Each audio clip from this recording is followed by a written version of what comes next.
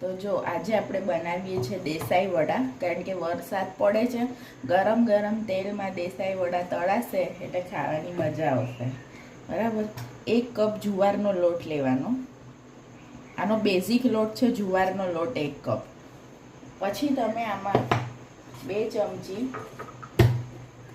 Regular ઘઉંનો લોટ, 2 ચમચી regular ઘઉંનો લોટ તમારે એડ કરવાનો. અને આની માટે છે ને તમે આવો કોઈ પણ એક વાટકો સેટ કરી દેજો જુવારનો લોટ. 1 વાટકો લેવાનો છે, બરાબર, મેજરમેન્ટ. અને 2 ચમચી ઘઉંનો લોટ મેં નાખ્યો છે. તમે આની સાથે 1 ચમચી ચણાનો લોટ બી નાખી 2 ચમચી ચણાનો લોટ પણ નાખી શકો અને 2 ચમચી ચોખાનો લોટ પણ નાખી શકો. પણ બેઝિક જોશે આપણને જુવારનો લોટ 1 કપ, બરાબર. હવે આમાં મેથી, સૂકી મેથી થોડીક 1 ચમચીથી થોડી વધારે નાખજો. 1 નાની ચમચીથી થોડીક વધારે સૂકી મેથીનો પાવડર. હવે ક્રશ કરેલી સૂકી મેથી છે આ, બરાબર. હવે આપણે આને હું આમાં 1 ચમચી ચણાનો લોટ પણ ઉમેરું છું.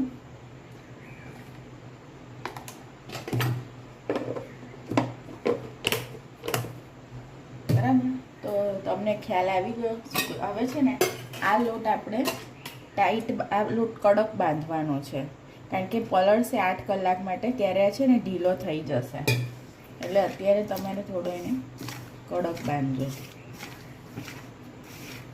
ખાટી ખાટી છાશ લેવાની લોટ બાંધવા માટે, મોળી છાશ નહીં લેતા. આનું નામ જ છે ખાટા વડા, કાં તો દેસાઈ વડા નામ છે. અને આ ગુજરાતમાં અમલસાડ, વલસાડ અને સુરત જ્યારે ટ્રેન ઊભી રહે ને સ્ટેશન પર મળે છે, બરાબર. આ મારા દાદાના ફેવરેટ વડા હતા. મને મારા દાદાને ગરમ ગરમ તેલમાં આ દેસાઈ વડા તળાઈ જાય ને વરસાદ પડતો હોય ને એટલે ખાવાની મજા આવતી હતી. આ મુંબઈ સાઈડ નથી મળતા, પણ અહીંયા ગુજરાતમાં મળે છે. આ બધા સ્ટેશનના મેં નામ આપ્યા, ત્યાં મળે છે. એ લોકો એને વેચવા આવે ત્યારે દેસાઈ વડા કહે છે. અમુક લોકો ગુજરાતમાં એને ખાટા વડા કહે છે.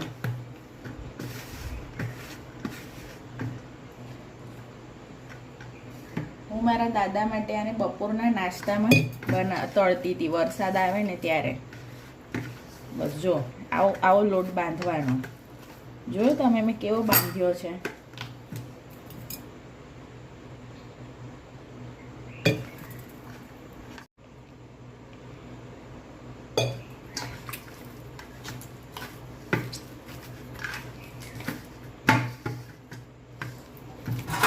ખાટી છાશ લેવાનું ભૂલતા નહીં, હા. લોટ બાંધતી વખતે છાશ ખાટી જોશે. તો આ જો તમે લોટ જોઈ લો મેં કેવો બાંધ્યો છે. જો આવો બાંધવાનો, બરાબર. હવે આને 8 કલાક માટે આપણે ઢાંકી રાખવાનું, એટલે કે આને ફર્મેન્ટેશન મળી જાય. ઓકે. તો ચલો હવે 8 કલાક થઈ ગયા છે. તો આ લોટનું તમે પહેલાં જોઈ લો. જો આ કેવો સોફ્ટ થઈ ગયો ને, લોટ એકદમ સોફ્ટ થઈ ગયો છે. ફર્મેન્ટેશન આવ્યું ને આને 8 કલાક, એના પછી આ દેસાઈ વડા એકદમ પોચા પડી જાય. પણ આનાથી હજી ભજીયા તો નહીં જ પડે. એટલે છે ને તમારે અત્યારે ખાટી છાશથી લોટ બાંધ્યો હતો ને, એટલે ખટાશ તો અંદર હોય જ. તો થોડો ઢીલો કરવાનો, આવી રીતે બસ થોડું પાણી એના પર છાંટી દેવાનું, રાઈટ. એટલે ઢીલો પડી જશે. હવે તમે આગળના ઇન્ગ્રીડિયન્ટ્સ જોઈ લો. ત્યાં સુધી છે ને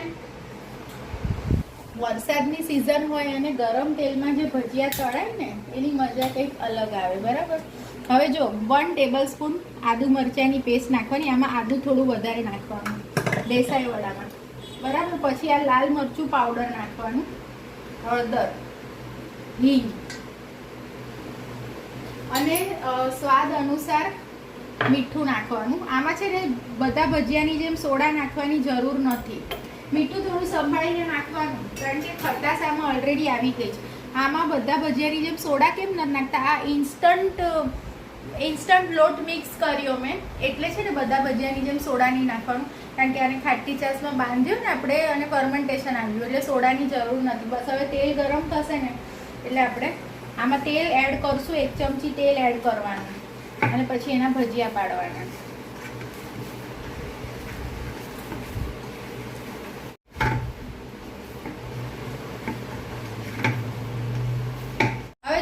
ગરમ થાય ત્યાં સુધી હું તમને આજની નેચરોપેથી ટીપ આપી દઉં, કારણ કે ઇટ ઇઝ રેની સિઝન. તો અમુક ઘર જે ગ્રાઉન્ડ ફ્લોર પર હોય ત્યાં કાન ખજૂરા થવાની સંભાવના બહુ હોય છે. તો કાનમાં જતા રહે છે નાના છોકરાઓને કે મોટાઓને. જો અગર તમે નીચે જમીન પર સૂતા હોય ગાદીમાં, તો કાન ખજૂરા કાનમાં જતા રહે ને, તો એકદમ એ નહીં થઈ જવાનું કે શું કહેવાય, હાઈપર નહીં થઈ જવાનું કે અંદર કંઈ ઇન્સર્ટ નહીં કરવાનું કાનમાં, તે ઓર અંદર જતું રહેશે. એક ગ્લાસ પાણી લેવાનું ને એમાં સેંધા નમક નાખવાનું, અને એ પાણી સેંધા નમક નાખશો ને, એ પાણી જો તમે કાનમાં નાખી દેશો ને, તો સેંધા નમકથી છે ને કાન ખજૂરાનો જીવ રૂંધાવા માંડે અને જાતે જ બહાર આવી જશે. બરાબર? એટલે સેંધા નમક વાળું પાણી એડ કરી દેવાનું, કંઈ ઇન્સર્ટ અંદર નહીં કરવાનું, તે ઓર અંદર જતું રહે. ઓકે? તો આવું કંઈ થાય તો પેનિક નહીં થવાનું. આ તમારે ઉપાય કરવાનો. સેંધા નમક વાળું પાણી કાનમાં નાખી દેવાનું, તો કાન ખજૂરાનો જીવ રૂંધાશે ને તરત બહાર આવી જશે. ઓકે? હવે જો આ તેલ, ગરમ તેલ છે ને, આમાં આવી રીતે એડ કરી દેવાનું 1-2 ચમચી. બરાબર? પછી આપણે આને મિક્સ કરી દેવાનું.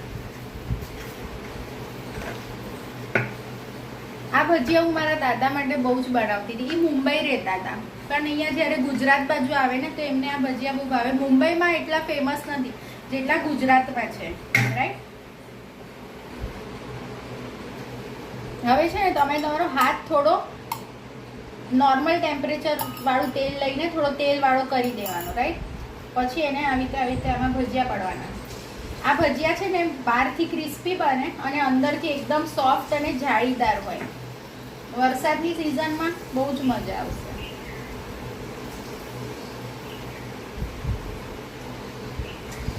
મીડિયમ ફ્લેમ ઉપર આ ભજીયા તળવાના. બરાબર?